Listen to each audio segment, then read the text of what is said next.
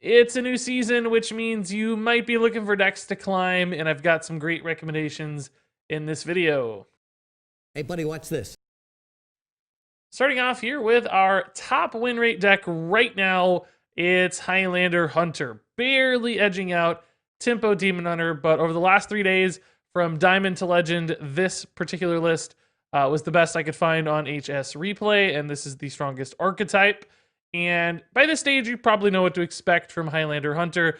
Of course, it's punctuated by Dino Tamer Bran, Dragon Queen Zephrys, your Highlander synergy cards, but also a lot of great one-of legendaries now with Zixor, Dragonbane, Varanus, and lots of good Dragon Package cards with a high pressure focus. You've got that Stormhammer and a handful of different dragons, some secret synergy stuff. Basically, all the good cards, toss them in, and this deck plays both very efficiently and very easily. I think it's a pretty good deck to climb with. You kind of just play things out on curve in many cases and just overwhelm your opponent with high pressure minions, great powerful plays, big time finishing damage, and you win the game. It's a pretty simple game plan, making it a really, really nice deck to climb, particularly when it's this powerful.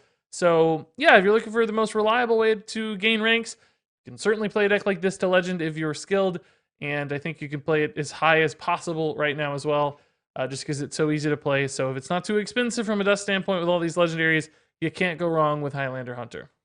So now let's move on to my recommendation for the top control deck. Now, this isn't like the second best deck in the meta right now.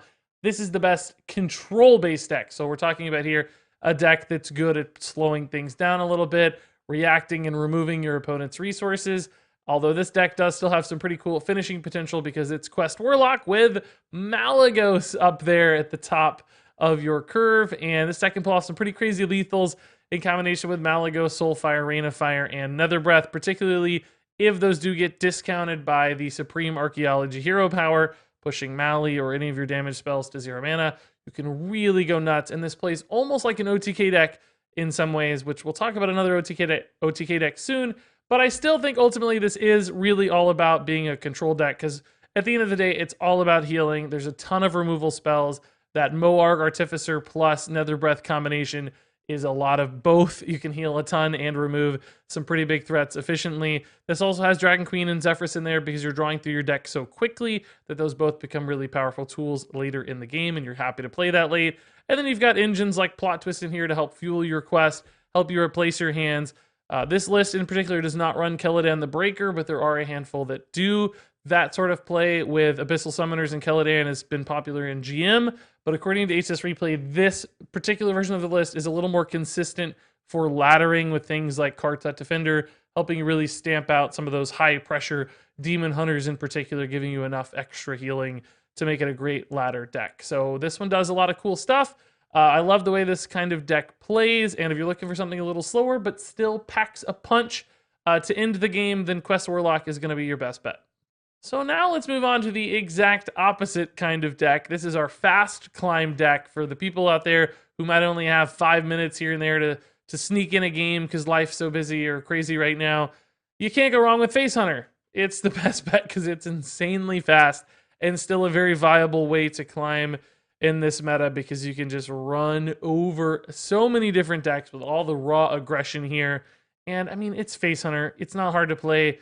Just go face, hit the button a lot, drop high pressure minions early. You know, you literally can't go wrong playing this, I don't think. So just queue it up. You'll win. It's not going to have the win rate of Highlander Hunter, but it's going to be very, very fast. You'll either lose quick or win quick. So I hate recommending decks like this, but it's true to its name. It goes face, and it is the fastest deck right now.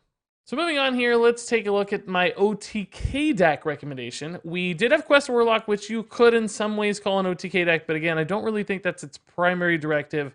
Whereas with this rogue deck, Malygos takes a little bit more center stage, although certainly this still has a lot of Galakrond rogue in it, and you can win games of this deck as Galakrond. It also includes quite a few cards here specifically to play into Malygos and Sinister Strike and Eviscerate, to give you another really punchy way to end games. So it all boils down to discounts once again with things like Heistbear and Togwaggle and Galakrond. You can get these 0 mana cards. You can even do things like Shadow Step your Malygos if you get really desperate, so that you can play multiple Sinister Strikes, eviscerates to push through a lot of damage. Clearly, can kill anybody that's not rocking a ton of armor with all these combos if they line up well. And then on top of that, you've just got a really good Galakron rogue list, which can also just win off of like infinite lackey value, Kronk shenanigans, big Edwins, etc. So it's a deck that's somewhat OTK, somewhat just good, consistent deck, much like Quest Warlock.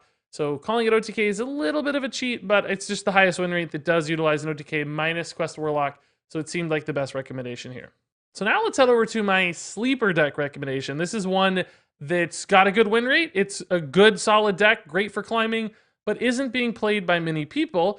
And it's Quest Druid this time around. And I have to admit, I wasn't even really aware people were still playing Quest Druid. It's mostly right now Spell Druid with things like exotic mount sellers. But this list has a really, really good win rate on HS Replay, but is very, very underrepresented. Almost no one is playing this.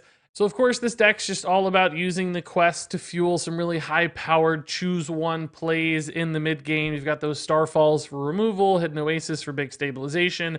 Oasis Surgers can build you some really big boards.